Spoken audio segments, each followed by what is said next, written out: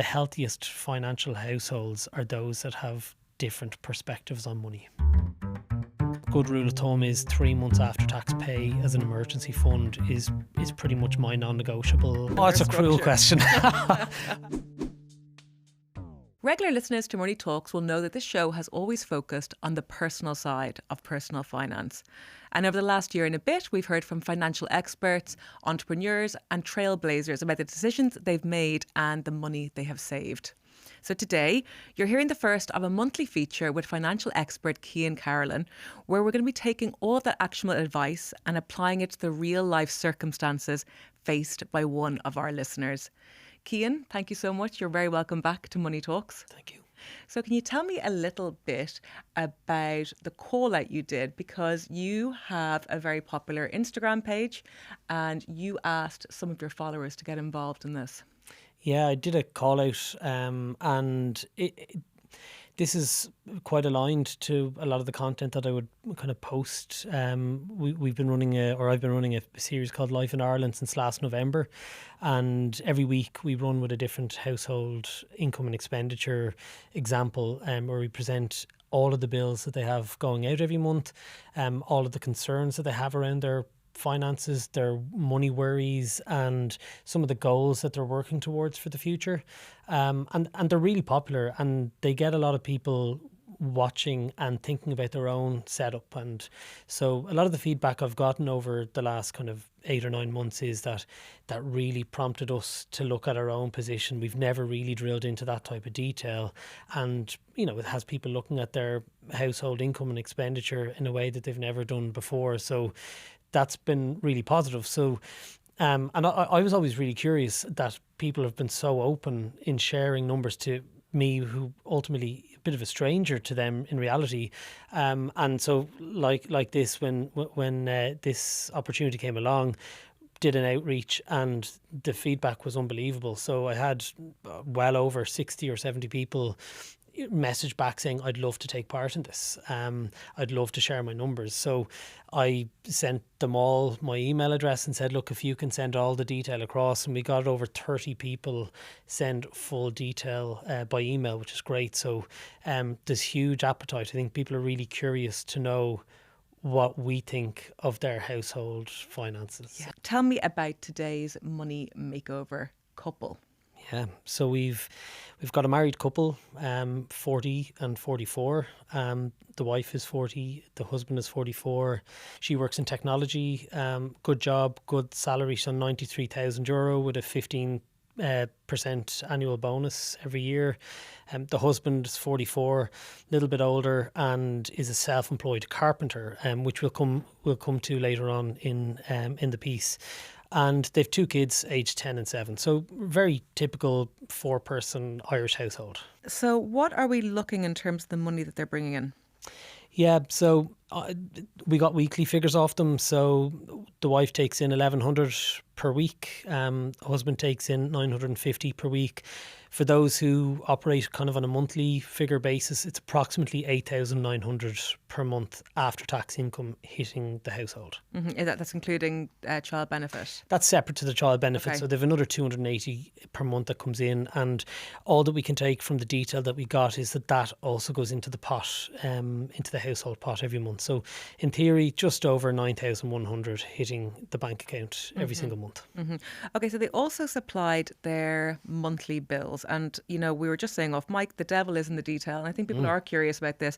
It's a bit of a list, but I'm going to try my best to make my way through it as quickly as possible.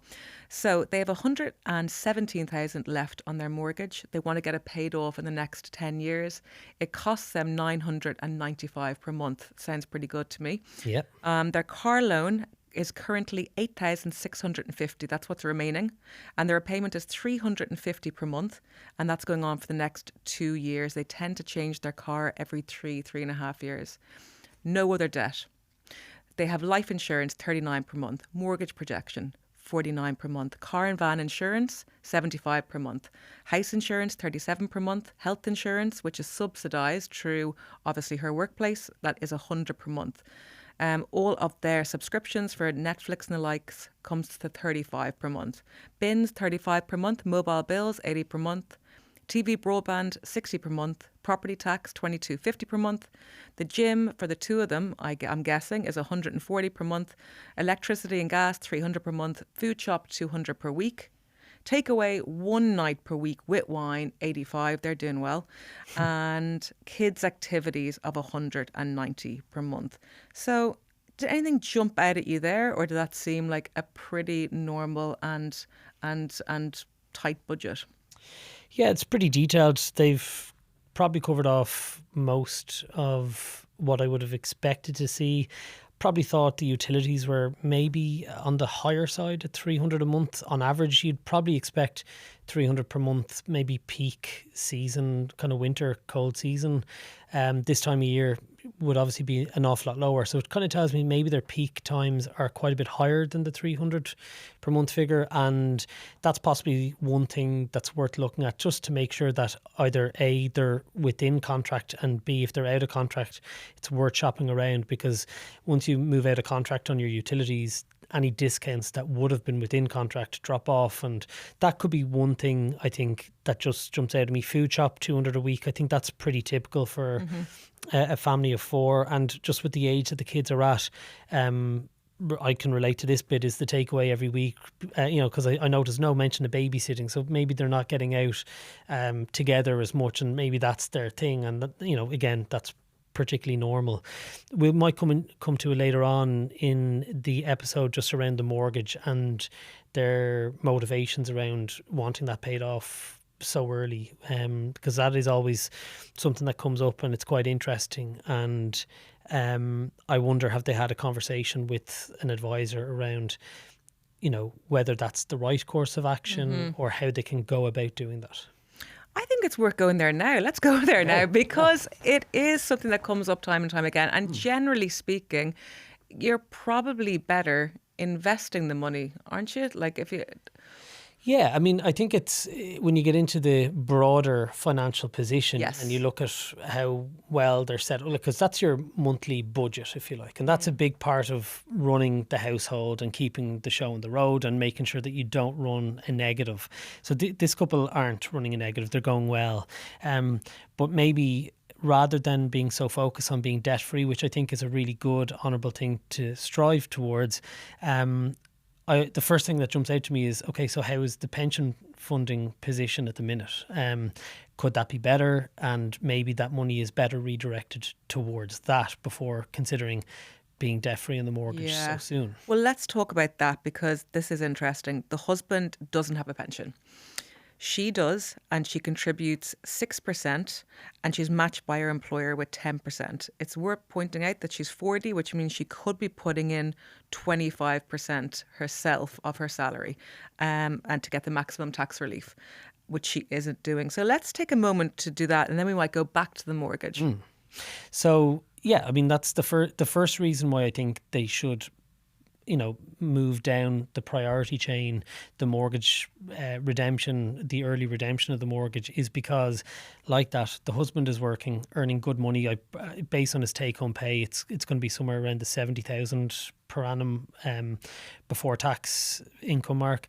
So that's a higher than average household income or salary to be taking in, and to not have a pension, that would worry me at 44, because that's a big dip come whatever age this person intends to retire.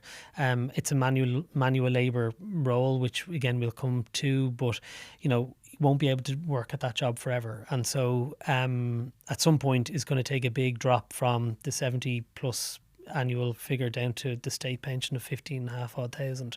So that is a consideration. And before any surplus money goes towards paying off a mortgage that's probably sub 4% on interest rate, it really needs to be a conversation around retirement planning for that person.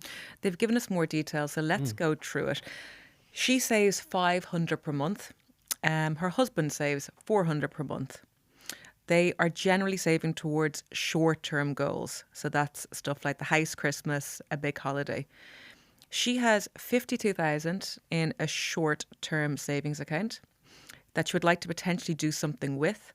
She would like a better return, and she doesn't need access to it. She has approximately 8,000 saved in a kids account, and 100 per month from the children's allowance goes into that. She's at approximately 5,000 in Revolut savings, and that's coming from her 500 per month. And then, yeah, we've already got into the pensions there. So looking at that money that they have on hand, could any of this be redirected perhaps towards the pension? Yeah, so I think a lot of their short-term monthly savings seems to be going towards stuff that needs to be paid out within the year. And it's great that they're doing that. A lot of households might get that bit wrong, where they look at their monthly budget based on what comes in and out every single month, and they don't take into account things like birthdays, Christmas and holidays, all of which happen every year and need to be paid for. So this couple are putting a decent chunk away for all of that. And I think they mentioned that they've been on 6 different trips this year, and that is a big priority for them moving forward, being able to travel, and particularly with the kids at the ages that they're at. So a lot of their surplus money for savings purposes seems to be going towards short-term goals. That's good. What we don't know is how much they're saving towards the longer term, how much is going into that 52,000 pot, or whether that's staying static or not. And I think good rule of thumb is 3 months after tax pay as an emergency fund is pretty much my non-negotiable from an advice perspective. They have that and more. So there's definitely scope to be able to have a conversation around maybe how to utilise that from a longer term planning perspective, maybe look at an investment account for some or all of that money. And that's probably a conversation worth having as well. Because, yeah, look, retirement, and I think the husband definitely needs to put something in place, but there's a lot of things that need to be paid for, maybe not in the short term, that you might want to have that investment account where it is working harder in the background, it's building up, it's compounding, and when you need it, probably pre-retirement, you can get access to it. Whereas obviously your money's in your pension until you retire it, it can't be touched. Yeah. I mean, it is a lot of money to have in a savings account, and it doesn't even seem to be a high yield one. Or what do you think of that? You will look, if it's a bank termed, I think it's been termed a deposit account, it's almost certainly going to be below 2%. Yeah. Unless you're one of the lucky few getting maybe 2.5% at the minute. So inflation's running at 3.7% at the minute. So it is literally devaluing. So the buying power of that money is just dwindling. A very small amount per annum, but it's still dwindling every year. So at a bare minimum, you leave what you need in terms of an emergency fund there, and ideally you would make that surplus money, be it 30k plus of that 52, that you make that work a little bit harder, and at the very least try to outperform inflation. Thank you for watching Money Talks, sponsored by PTSB. PTSB brings the best of technology and people together for a better banking experience that's altogether more human. And now back to the video. It's interesting that you do have to ask yourself why that is the case. Why do they have this money sitting there and they're not having it work hard for them? And I do wonder, is it their kind of priorities and her fears, which we'll get to in a moment? So she says here in her medium to long-term goal is having enough money to send my kids to college without any debt. She also has that kids savers account. So this seems to me like a family that really prioritises education and getting kids to a certain age. So I wonder do they want a certain amount put aside for that? She also gets into a fear that they have around the physical effects of manual work. So the husband is a carpenter, and he is conscious he will not be able to do this type of work for the long term. He has returned to college, she says, and is now looking at transitioning to construction management career. So this is going to require a drop in take-home pay, but this is balanced out with pension, sick and holiday pay. So there is a lot of uncertainty about this, and the lack of security, and the fact that he's in self-employment now, she says, is making her nervous. So maybe this is all playing into keeping this huge amount in a short-term deposit account. Yeah, that could be. I mean, a couple of things jump out to me there is, as it stands, he's still a self-employed carpenter. So every year that goes by where he's not putting money into his pension, it's missed opportunity, it's missed tax relief, and it's missed tax-free growth. So it could be a couple more years before he's qualified to be able to go out into this new line of work. And yes, that should come hopefully with some employer benefits that he doesn't have when he's self-employed. My big thing would be for the minute is put those things in place, put your pension in place, get some income protection in place. That they're the things that, something might happen now before he's fully qualified in his new construction manager role that means he can't make that transition. Whereas if he has those backstops in place, if he has an income protection plan that would kick in, God forbid, if something happened to him. But equally, as I said, look, there's years of earnings and he's a high income earner and he's not benefiting at all from tax relief, from contributions or tax-free growth. There's a real missed opportunity between now and it's not a case of waiting until you've made that transition role-wise. That stuff should happen now. And I think this family would benefit from a little bit of financial advice, a bit of financial planning, because a lot of this stuff we can roadmap out. You can kind of build a structure and you can build timelines and you can build these life events, be it job change or kids transitioning into second or then third level education.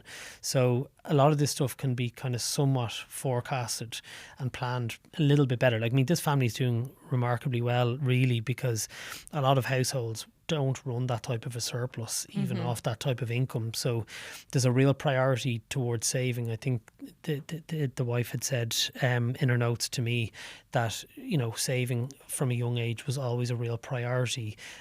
So I think you're either a good saver or you're not a saver at all. This particular family are good at saving. I think she's definitely more structured with her money than he is, and thinks more long term than the husband does. I mean, that's evident in the fact that he doesn't have his pension in place. Yes. But I think it's wise at 44 to be thinking about the fact that I might not be able to do the job I do today 15 years from now, maybe even sooner. Do you encounter that with tradespeople? Does that come up when they come in to consult with you? Is that fear, do you know what I mean, of not being able to get to the standard retirement age? Yeah, but then there's conversations you can have around kind of succession planning, because it doesn't mean you have to leave the industry that you work in. There's ways and means it might be taking on an apprentice when you're kind of mid-career and you train them up to do the job the way you've always done it to your standard, and it might be a case that you're able to phase gradually as you get a little bit older away from the manual element of the work and let them take a little bit more ownership and responsibility for the more hands-on work themselves, and they might quality control the work that they've done. They might go off and price the next job, and so that job doesn't necessarily need to always be manual, hands-on, hard work. So it doesn't necessarily mean that you have to change industry to be able to kind of prolong your working career. There's ways to work differently through that career. Yes, yeah. And I suppose there will be a stage where he moves into this new career. That he still has a trade on the side. It is always nice to have something. I mean, maybe side hustles are just leading us to burnout, but it is nice, if you do need a few extra quid. Oh yeah, you can return to something like that at the weekend. And he's obviously good at what he does. He earns well, and he's 44. Presumably, has done this for quite some time at this stage as well. So.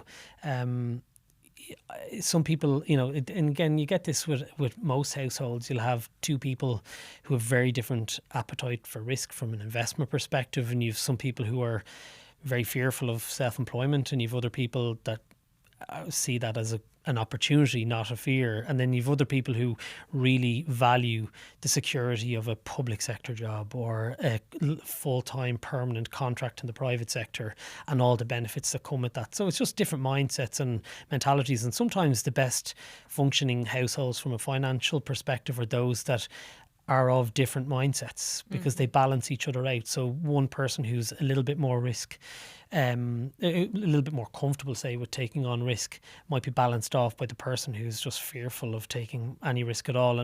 But equally in the reverse, you're kind of almost pushing that person who's fearful of risk to see, well, look, there's an opportunity cost to taking no risk, and there's a huge potential when you're self-employed to be able to, I suppose, earn potentially more money. You do control that to some extent, and there's a lot more flexibility when you're self-employed about the way you work in terms of hours, the way you use that money that you're earning. You determine your own benefits, personal benefits, etc. And so there is two sides to it. But as I said, generally what I find is, and it's pretty anecdotal, but the Interesting.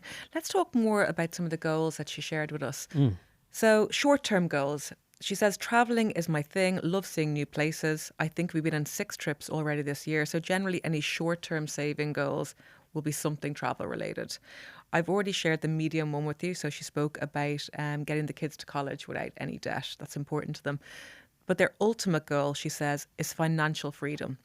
Would like to one day purchase a holiday house even abroad, but would not purchase at today's inflated prices. So ideally would be in a financial position to purchase, if ever, in another recession down the line. So she's thinking strategically anyway about it. So, I mean, maybe this is why all that money is being saved up. So what do you think about this as as a goal? Is that a good financial goal to aim towards? I think they're all, I mean, I think they've structured their goals with the right timelines, as in the holidays. The kids are 10 and 7. There's only so many more years that the kids will want to go away with them. So now is the time. And I think it's really important to have that budgeted for in your annual household expenditure, that you do allow yourself to get away and make those memories with the kids. They are so valuable. And I think then from the point of view of the medium term, I think this is where they might just maybe could consider like thinking about 3rd level college for their kids.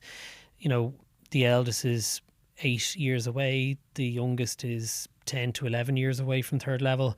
That's prime investment account rather than bank savings account territory. That's where you if you want to make sure that you're protecting the value and buying power of your money and that you're making your money work hard, you need to think differently rather than bank savings account. I think this couple strike me as a couple that just haven't had a financial advisor, and this has been talked about so much lately with this proposed new personal investment account.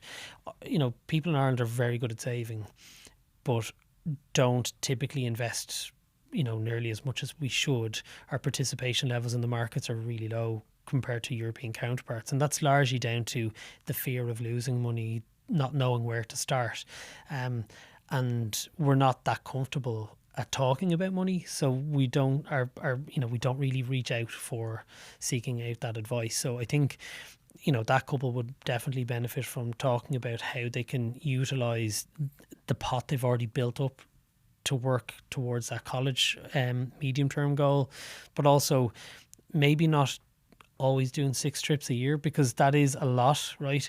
And as much as I'm big on creating memories, there has to be some consideration for the longer term, and some of that money that's going out on some of those trips probably could be going towards kind of further funding that investment account, but also going towards the husband's pension that doesn't currently exist. So I think there's maybe just a little bit more of a realignment of the use of that surplus money that they're running each month, I think is probably important. Mm-hmm. So let's do a recap then, Cian. So, if this couple were sitting in front of you, they're consulting with you, I mean, what are the takeaways you're going to give them? So let's start back up there at what they're bringing in. So you mentioned 2 things for him. One being, pension is the main one, but then you mentioned succession planning, so maybe to be thinking towards something like that. I know he's going to be going back to college, but the one that really jumped out at me was income protection. Yeah, I think that's the number one thing, because without him being able to get out and do what he does, we can't assume that his transition to construction management will actually happen, because life is a funny way of throwing curveballs. So you have to assume that at this point in time and your current setup, number one priority is income protection. It's the thing that keeps paying you if you're not able to get out and earn the money yourself. And that'll pay that person until retirement age, or until he's well enough to get back doing his job, whichever happens first. That's massively valuable. That keeps the bills being paid. It keeps the wheels spinning for the household, because there's a lot more to this household than just a mortgage repayment. Mm-hmm. Mortgage repayment is approximately 10 to 11% of their take-home pay, thereabouts. So the mortgage isn't the thing that, it's everything else that comes with this household that needs to keep getting paid, and lifestyle is important. There's family trips away. So income protection is number one priority. Number two priority for this family definitely is a pension for the husband. Massive missed opportunity if that's not happening. And then it's looking at, okay, the surplus that they're running every month. What's the best spread of use of that money? Mm-hmm. Partly towards these trips that they want to keep doing, partly towards potentially this new income protection, this new pension contribution. And then I think the third or fourth priority then that I'd have for this couple is utilising some of that money on deposit and making that work harder for them by investing it and seeing, well, how much can you give towards that investment account ongoing, monthly or weekly, every single month moving forward, and let's make those medium-term goals a reality. As for the long-term goal of buying the holiday home, waiting for prices to kind of fall, yeah, I get it and I don't get it at the same time. The question is, how do you plan to fund that? Because you don't buy a holiday home with 52 grand. So, and doing nothing in the short term around planning towards that, it makes it a little bit less likely to ever happen moving forward. They have a good timeline. They're probably going to be working for the next 20 plus years at least by the looks of it. So it could happen, but now's the time to start planning. Even if they don't buy for another 5 or 10 years, now's the time to start planning towards that. I wouldn't be so, and I suppose my last thing is, my main focus for this family wouldn't be getting them debt free in the next 10 years necessarily. It would be building as much of a broader wealth position between pension for the husband and making sure that, God forbid, something happens along the way, that the household finances are in good order. So my priorities wouldn't be drawn towards the mortgage as much as that's their motivation. It would be everything else. I've come across plenty of households and families at 55 and 60 who are debt free but have very little else in place, and that's not a great position to be in. So it's just about building a broader, healthier balance around the short, medium, long-term planning. Would you care to rate them out of 10 for their financial plan? It's a cruel question. I think that they're a solid 7 out of 10, and I think a couple of small tweaks and they're right up there with a 9. I mean, they're earning good money. They're really structured with a lot of it every single month. But there's a couple of really obvious shortcomings that can be easily fixed. And some of them you kind of need to be, if you're young, fit and healthy as they appear to be, now's the time to do it. And yes, the career change is really interesting, but until that happens, you have to assume that the current position, and you review it based on the current position, and there's a couple of small tweaks that bring them up to a really, really strong bulletproof position. Cian Carolan, I will see you next month for our next Money Makeover. Thanks a million.